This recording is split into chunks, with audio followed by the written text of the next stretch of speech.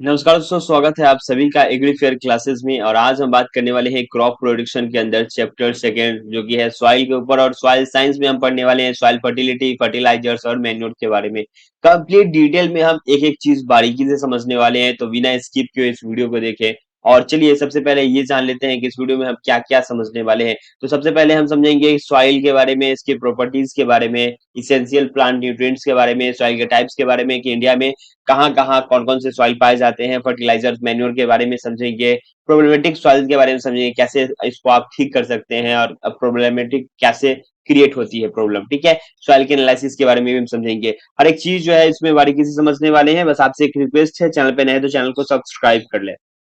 चलिए सबसे पहले हम समझ लेते हैं सॉइल। सॉइल होता क्या है? सॉइल यानी कि मृदा, मिट्टी की बात कर रहे हैं हम। देखिए, कभी आपने कभी आपने ये सोचा है कि जो बड़े बड़े चट्टान दिखते हैं आपको, बड़े बड़े माउंटेन्स जो दिखते हैं, ये माउंटेन्स का फॉर्मेशन कैसे होता है?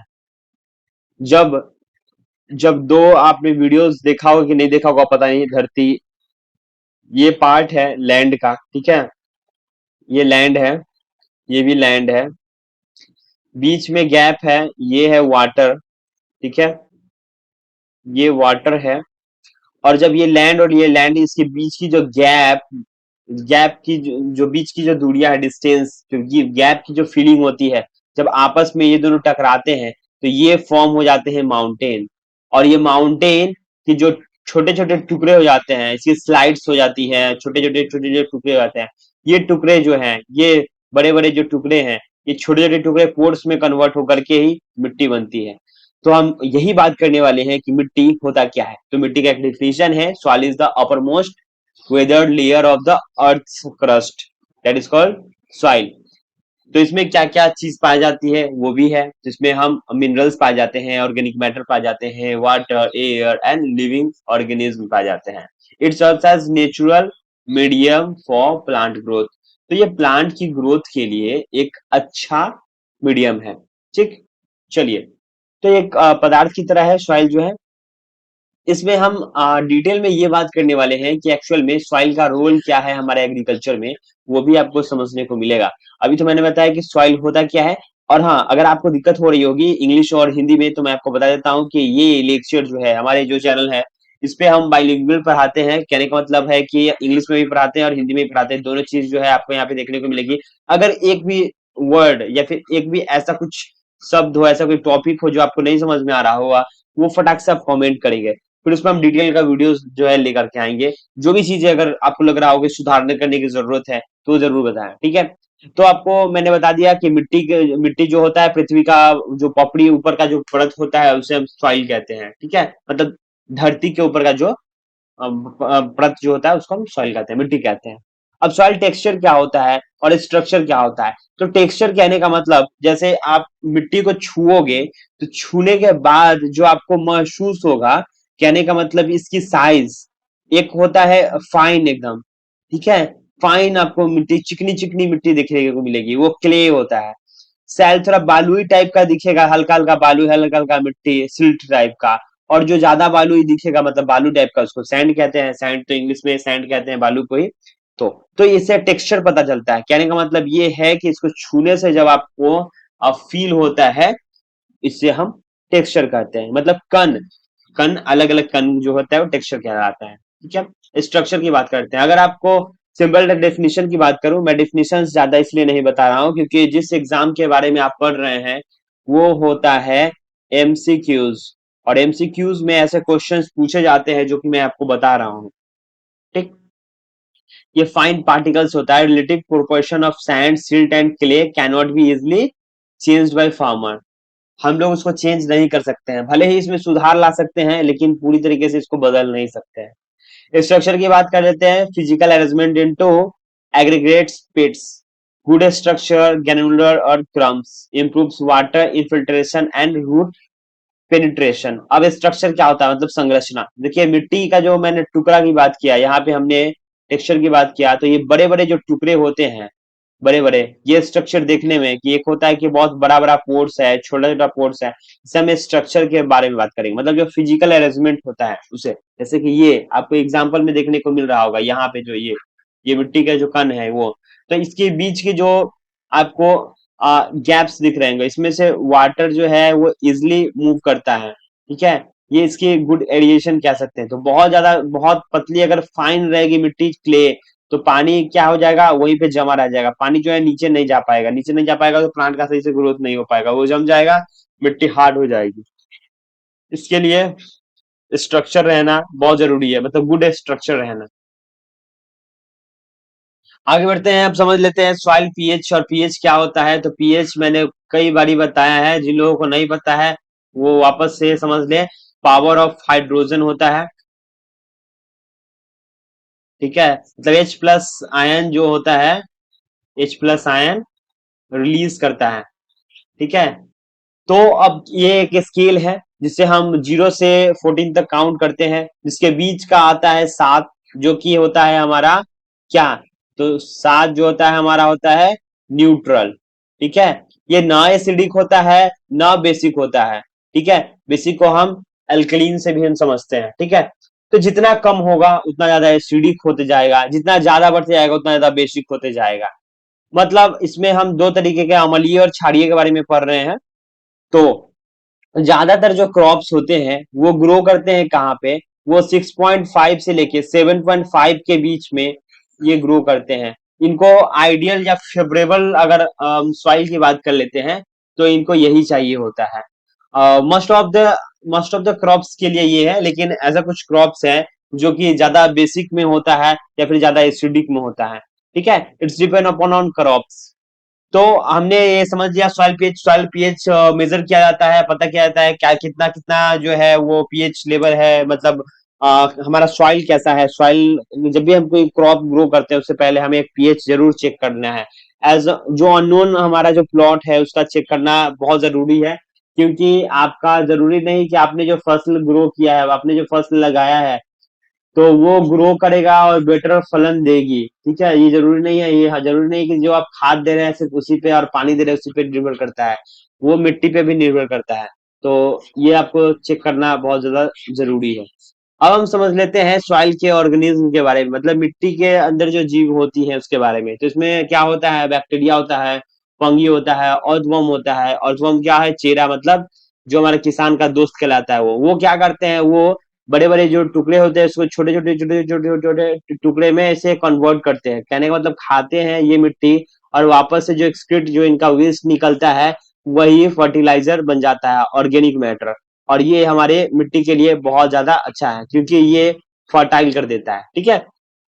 सॉइल टिल्थ के बारे में समझ लेते हैं। मतलब कहने का मतलब कि जब जुताई करते हैं एक फिजिकल कंडीशन होती है सॉइल की, जब टीलेज मतलब कि प्लगिंग करने के बाद ही अच्छी क्या होती है, अच्छी मिट्टी बनाई जाती है। कहने का मतलब जो क्रम्स आप नॉर्मल सा एक प्लॉट देख लो जहाँ पे कभी खेती नहीं होती है, वो बंजर दिखेंगे, मिट्टी हार्ड दिखेंगे, तो इनको टील किया जाता है, प्लगिंग किया जाता है। पहले बैल वगैरह से किया जाता था, ठीक है, बैल से टील किया जाता था। इस टाइप का जो है वो देखने को मिलता था ऐसा, ठीक है।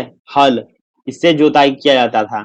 अब जो है ट्रैक्टर से आ गए हैं, तो ट्रैक्टर से इसकी मिट्टी की जो लेयर है, हार्ड हार्ड कूट लेयर्स है, उसको फाइन फाइन तोड़ा जाता है, पलटन की जाती है। और पलटन से क्या होता है, जो भी गैसेस अंदर प्रेजेंट है वो बाहर आते हैं और बाहर के अंदर जाते हैं, ठीक है।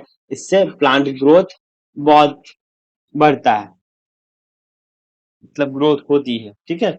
अब सॉइल फर्टिलिटी और सॉइल हेल्थ के बारे में समझ लेते हैं। फर्टिलिटी आपको बता दिया, उर्वरक मतलब कि कितनी क्षमता है मिट्टी में एक प्लांट को सही तरीके से ग्रो करने में, सही तरीके से उसमें ग्रेन्स आने में, सही तरीके से उसमें फ्रूट्स आने में, वेजिटेबल्स आने में।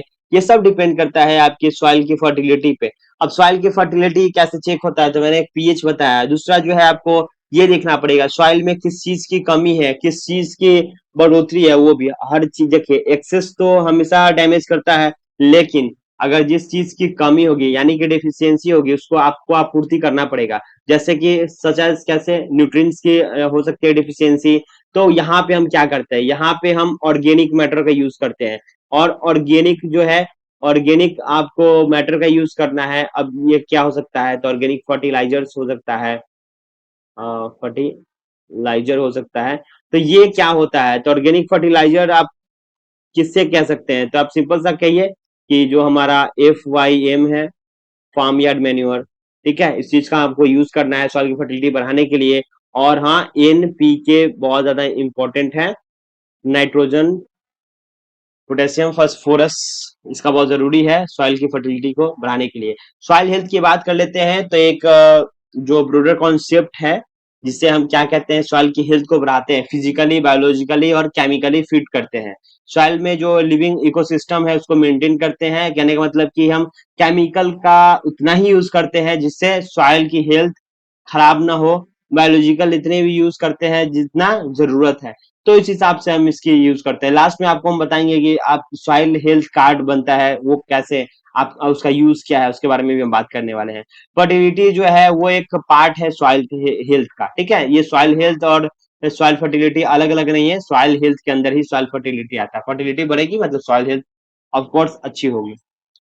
आगे बढ़ते हैं और समझ लेते हैं इसेंशियल प्लांट न्यूट्रिएंट्स के बारे में।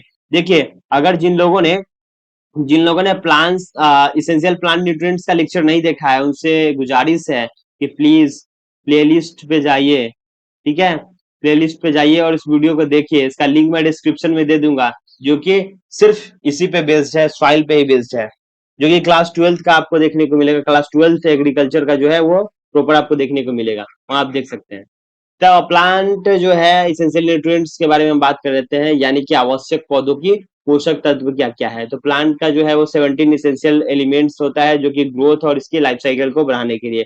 प्राइमरी माइक्रो न्यूट्रिएंट्स क्या क्या होते हैं, तो आपको पता है, प्राइमरी नाइट्रो मतलब माइक्रो न्यूट्रिएंट्स में हमारा आता है NPK, ठीक है, जिसमें नाइट्रोजन हमारा पहला है, जिसकी डेफिशिएंसी से आपको क्लोरोसिस देखने को मिलती है, येलोइस लीव्स देखने को मिलते हैं आपको इसकी डिफिशियंसी से।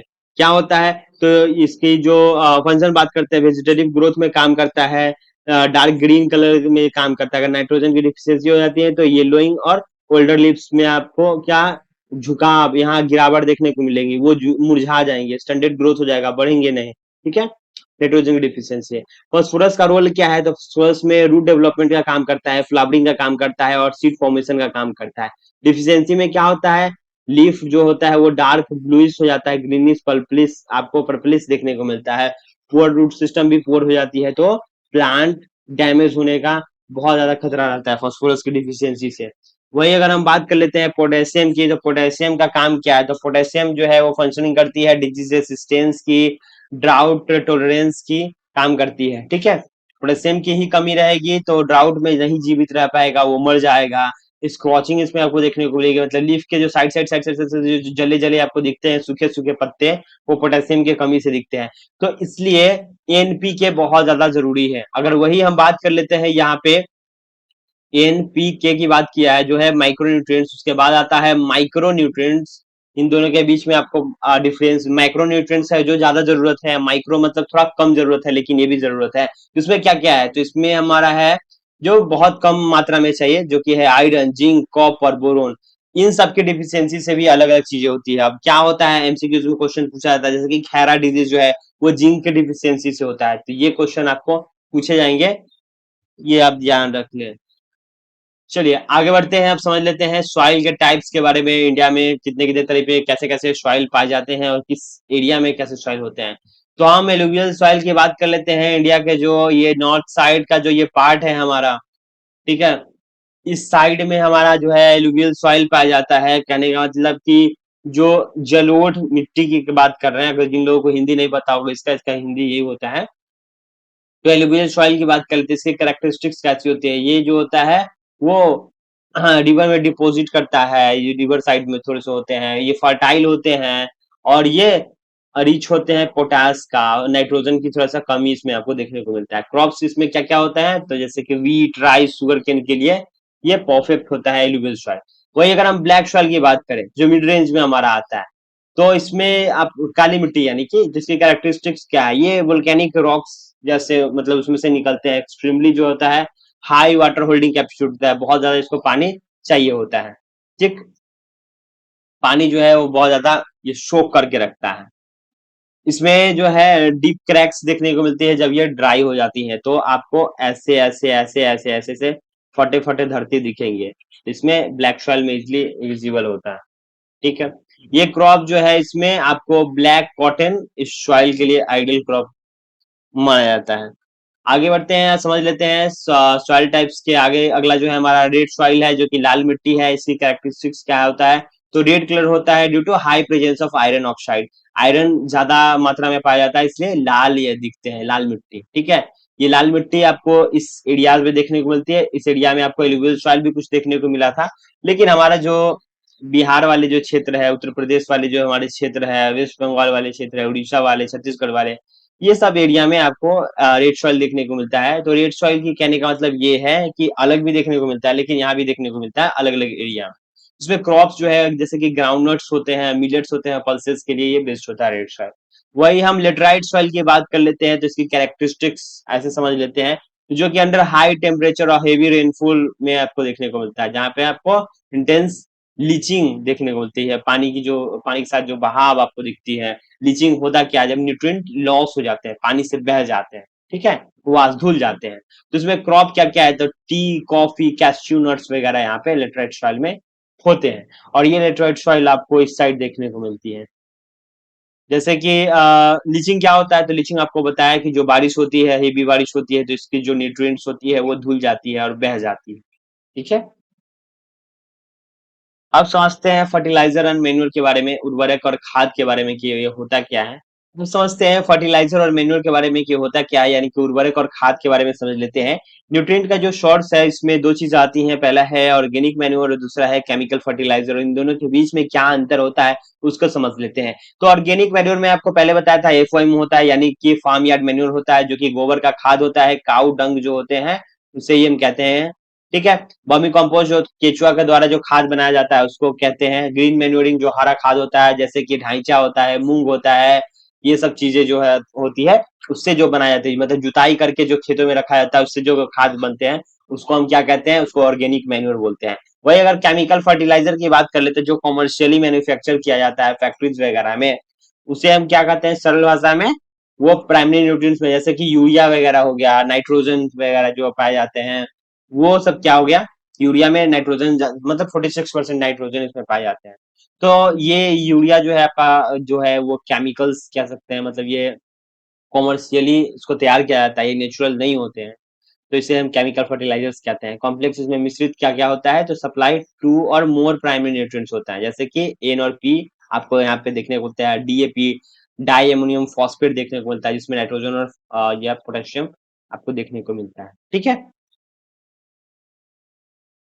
अब हम समझ लेते हैं बायो फर्टिलाइजर क्या होता है। तो बायो फर्टिलाइजर्स ऐसे होते हैं लिविंग माइक्रोबियल, जो कि सीड सॉइल के लिए सही होता है, जैसे कि अजोला फर्न जो है राइस फील्ड में आपको एजोला देखने को मिलता है, जो कि राइजोबियम बैक्टीरिया जो है एन फिक्सेशन करती है, यानी कि नाइट्रोजन फिक्सेशन करती है, एजोटोबैक्टर। ठीक है, ये सीरियल क्रॉप्स के लिए बेस्ट होता है। अब समझेंगे इंटीग्रेटेड न्यूट्रिएंट मैनेजमेंट क्या होता है, आईएनएम। और ये क्वेश्चन आपको 100% पूछे ही जाएंगे, तो आप ध्यान रखिए मेरा बात, कि ये क्वेश्चन पूछे जाएंगे तो आपको क्या क्या चीजें ध्यान रखनी है। देखिए, पहले तो मैंने न्यूट्रिएंट्स की बात की है। पहले होता है माइक्रो न्यूट्रिएंट्स, होता है माइक्रो न्यूट्रिएंट्स। दोनों की यूजेस है, माइक्रो जो होता है ज्यादा मात्रा में चाहिए, माइक्रो जो है वो कम मात्रा में चाहिए, लेकिन चाहिए तो चाहिए ही। हम यहाँ पे ये समझ रहे हैं कि ऑर्गेनिक मैन्योर बायो फर्टिलाइजर्स का ऑप्टिमम यूज करना है यील्ड्स को बढ़ाने के लिए, लॉन्ग टर्म और सॉइल की हेल्थ को सही रखने के लिए। उसे हम कहते हैं, मतलब अच्छे तरीके से पूरी एक नॉलेज के साथ, एक अच्छे तरीके से, एक एक अनुपात, मतलब एक रेशियो में जो अब हम यूज करते हैं, एक रेशियो में, उसे हम कहेंगे आईएनएम। मतलब कि कितना क्या चीज की जरूरत है, कितना केमिकल फर्टिलाइजर की जरूरत है, कितना ऑर्गेनिक मैन्योर की जरूरत है, कितना बायो फर्टिलाइजर की जरूरत है। ये सब मिश्रित करके जो हम यूज करते हैं सॉइल की हेल्थ को मद्देनजर रखते हुए, उसे हम कहते हैं आईएनएम, यानी कि इंटीग्रेटेड न्यूट्रिएंट मैनेजमेंट। और अगर आपके दिमाग में ये सवाल आ रहा होगा कि क्यों ना हम सिर्फ ऑर्गेनिक मैन्योर पे ही रहें, क्यों हम सिर्फ केमिकल फर्टिलाइजर पे ही रहें, तो कहने का मतलब ये है कि हर चीजें ऑर्गेनिक मैन्योर से पॉसिबल नहीं है, हर चीजें केमिकल फर्टिलाइजर से पॉसिबल नहीं है। इससे अगर सिर्फ केमिकल फर्टिलाइजर यूज करेंगे, सॉइल की हेल्थ एकदम खराब हो जाएगी, पुअर हो जाएगी सॉइल की हेल्थ, और हमारा जो आने वाली पीढ़ी है उसके लिए हम खाना ही नहीं उगा पाएंगे। और सिर्फ ऑर्गेनिक यूज करेंगे तो हम यील्ड का प्रोडक्शन हाई नहीं कर सकते हैं, इंसेक्ट पेस्ट ज्यादा देखने को मिलती है। ठीक है, चलिए आगे समझते हैं। प्रॉब्लम सॉइल, इसे हम प्रॉब्लमेटिक सॉइल से भी हम जानते हैं। कई जगह आपको प्रोबेबिलिटी सॉइल से क्वेश्चन आएंगे ऐसे लिख करके, जिसमें होता है एक सेलिन सॉइल और एक होता है एल्कलीन सॉइल। सेलिन जो होता है हमारा वो लवणीय मृदा होता है, और एल्कलीन जो होता है वो क्षारीय मृदा होता है। मतलब हम एसिडिक और बेसिक की बात कर रहे हैं। तो इसमें प्रॉब्लम क्या होता है, एक्सेस सोल्यूबल सैड जो होता है व्हाइट क्रस्ट में सरफेस पे आपको देखने को मिलता है, जो ऊपर उजला उजला उजला उजला उजला, वो सैलिन सॉइल का निशानी है, वो इजिली आप पहचान सकते हैं। रिक्लेमेशन मेथड क्या है, मतलब क्योर कैसे कर सकते हैं, तो लीचिंग के थ्रू कर सकते हैं हम। इसमें फ्लडिंग दे सकते हैं, ओपन फ्लड दे सकते हैं, पानी का बहाव दे सकते हैं, जिससे जो है पानी के साथ साथ नमक भी बह जाए। ठीक। अब एल्कलीन सॉइल क्या है, अब देखिए इसका और भी उपाय है, लाइम चूना का हम भी यूज करते हैं। इसमें हम बात कर लेते हैं इसमें एल्कलीन का। तो प्रॉब्लम क्या है, एक्सेस सोडियम जो है वो हाई पीएच बढ़ा देता है, मतलब पीएच का जो लेवल है वो बढ़ जाता है, क्योंकि इसमें होते हैं एक्सेस सोडियम। अब रिक्लेमेशन कैसे कैसे इसको क्योर कर सकते हैं, ठीक कैसे कर सकते हैं, जिसमें आप जिप्सम का प्रयोग कर सकते हैं, जो कि कैल्शियम सल्फेट को हम कहते हैं। तो इस चीज का आप यूज करके इसको ठीक कर सकते हैं। Don't mix the saline leaching alkaline gypsum, सबको जो है सैलिन के साथ लीचिंग में जो हम इसको यूज करेंगे अल्कलीन को जिप्सम, तो दोनों को मिक्स नहीं करना है। ठीक है, तो ये आप ध्यान रखेंगे, ये दोनों को जब भी क्वेश्चन आए तो उल्टा नहीं बोल देना है, नहीं तो गड़बड़ हो जाएगी, मार्क्स आपके कट जाएंगे। अब हम समझते हैं सॉइल इरोजन। इरोजन का मतलब समझते हैं क्या होता है, कटाव। सॉइल इरोजन मतलब मिट्टी का कटाव। अब कटाव कैसे होती है, देखिए एक जैसे यहाँ पे एग्जांपल में आपको मिट्टी देखने को मिलते हैं। ये प्लेन सरफेस था, लेकिन ज्यादा बारिश की वजह से जो ऊपर की जो परत है वो बह के आगे चली गई। बहुत ज्यादा आपको फ्लड एरिया में देखने को मिलता है, जहाँ पे बहुत ज्यादा क्या होती है, बाढ़ आती है, उस क्षेत्र में आपको, जहाँ पे ज्यादा बारिश होती है उस क्षेत्र में आपको देखने को मिलता होगा, जो मिट्टी है बह के आगे बढ़ जाती है, उसे हम कहते हैं सॉइल इरोजन। और सॉइल इरोजन से क्या प्रॉब्लम होती है, तो देखिए पहले तो आपको पता होगा कि रील और गली जो है वो ट्रीटमेंट आपको देखने को मिलते हैं, सीड्स वगैरह से बनते हैं। तो विंड के थ्रू भी हो जाता है, कॉमन जो है अ, आपको देखने को मिलता है। लेकिन ये विंड इरोजन अलग है और वाटर इरोजन अलग है। वाटर इरोजन में पूरा आपको स्प्लैश करके, मतलब ऊपर से कटाव होके ही मिट्टी बह जाती है। अगर वही विंड इरोजन की बात करें तो इसमें ऊपर का जो परत का जो है वो हवा के साथ बह जाता है, वो डिजर्ट में, मतलब कि एक जगह से दूसरी जगह उड़ के चला जाता है। तो ये होती है। अगर सॉइल पोल्यूशन की बात कर लेते हैं तो क्या होता है, तो कॉन्टेमिनेशन जो हमारे हमारे क्या कहें, मतलब जो हम फैलाते हैं, जो ह्यूमंस फैलाते हैं, उसे हम सॉइल पोल्यूशन कहते हैं। सॉइल पोल्यूशन कभी आपने देखा है कि किसी बर्ड्स को, किसी एनिमल्स को ऐसे फैलाते हुए? पोल्यूशन इन द सेंस में, अगर आप एक्सेसिव केमिकल फर्टिलाइजर्स वगैरह का यूज कर रहे हैं, पेस्टिसाइड्स का, आप इंसेक्टिसाइड्स का यूज कर रहे हैं, तो देन ये सॉइल पोल्यूशन होंगी। साथ में अगर आपकी फैक्ट्रीज वगैरह है, अगर इसकी पानी, इसकी जो वेस्टेज वगैरह जो अगर डायरेक्ट आप खेतों में निकाल दे रहे हैं, पानी में निकाल दे रहे हैं, तो ये पोल्यूशन देखने को मिलता है। तो सॉइल पोल्यूशन की बात कर रहे हैं, सॉइल पोल्यूशन आपको इसी इस फोटो में देखने को मिल रहा होगा, समझ में आ रहा होगा कि सॉइल पोल्यूशन कैसे होती है।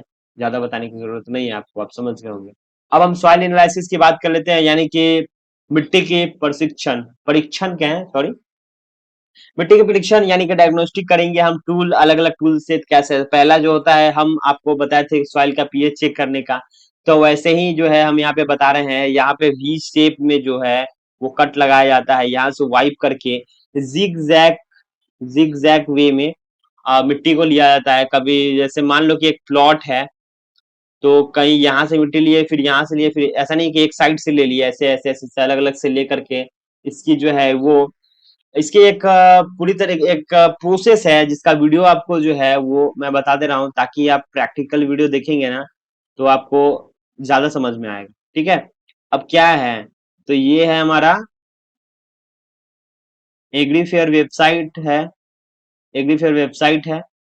इस पे भी आप देख सकते हैं। हालांकि अभी हम बात कर रहे हैं वीडियो की, तो एग्रीफेयर डॉट इन हटा देंगे तो बन जाएगा एग्रीफेयर। और यहाँ पे आपको सॉइल पीएच का वीडियो देखने को मिलेगा, और ये जरूर देखिएगा। इसके साथ साथ अगर लेक्चर आपको देखना है तो इसका लेक्चर जो है वो चैनल पे मिल जाएगा एग्रीफेयर क्लासेस पे। ठीक है, तो इसका कलेक्ट करके हाफ के जी का जो है वो टेस्टिंग किया जाता है। इसके बीच का प्रोसेस है, लंबा प्रोसेस है, जो लैब में टेस्ट किया जाता है। पहले बफर सॉल्यूशंस जो होते हैं उससे एस्टिमेट किया जाता है। इसमें चेक किया जाता है इसकी इसकी कितनी मात्रा में क्या है, पेट्रोप्लेट्स रखे जाते हैं, सॉइल का रॉड, सॉरी, पीएच मीटर में चेक किया जाता है, उसके साथ जो रॉड होता है उसको डिस्टिल वाटर के साथ मिक्स करके हम रखते हैं, फिर चेकआउट करते हैं। तो ये एक लंबा प्रोसेस है। अब सॉइल हेल्थ कार्ड कैसे बनता है? देखिए, सॉइल हेल्थ कार्ड बनता है एक फार्मर का, जो कि क्रॉप के स्पेसाइज फर्टिलाइजर्स वगैरह यूज करती है, रिकमेंडेड जो है उस चीज को यूज करती है, जो इम्प्रूवमेंट लाती है, उनको सॉइल हेल्थ कार्ड मिलता है, जिससे बहुत सारी इनको बेनिफिट्स देखने को मिलते हैं। जैसे कि आपको गवर्नमेंट के द्वारा जो चीजें आपको मिलती है वो सब चीज भी आप ले सकते हैं। इसके साथ साथ आप सॉइल का जो हेल्थ कार्ड आपके पास रहेगा, तो उससे जो भी अगर प्रोडक्ट्स आप सेल करना चाहते हैं मार्केट में, तो आप ये दिखा करके हाई रेट चार्ज कर सकते हैं। ठीक है, चलिए आप समझ लेते हैं। वेबसाइट के बारे में हमने जिक्र किया था, जो कि होता है agrifear.in। अब अभी जो आपने पढ़ा है, अभी और लेक्चर बाकी है, डोंट स्किप।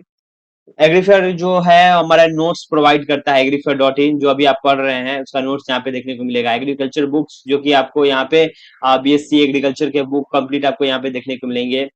साथ में आर्टिकल्स देखने को मिलेगा एग्रीकल्चर के ऊपर, एग्रीकल्चर एग्जाम्स के ऊपर, ये सब हम बात करने वाले हैं, जो कि वेबसाइट में आप देख सकते हैं। हालांकि ये बताने का मेरा सिर्फ एक ही पर्पस था कि आप क्विज अटेम्प्ट करें। यहाँ पे क्विज आपको देखने को मिलेगा, जो कि बिल्कुल फ्री है, बुक्स भी फ्री है, सब कुछ फ्री है। वहां पे आप जाके देख सकते हैं, क्विज को जरूर अटेम्प्ट करें इस लेक्चर को देने के बाद। उसके साथ साथ आप ए टू जेड जो है हमारा डिक्शनरी जाकर के चेकआउट करें, जो कि मस्ट है एग्रीकल्चर के ऊपर। ये हर एक टॉपिक को हमने इसमें कवर किया है विद द एक्सप्लेनेशन।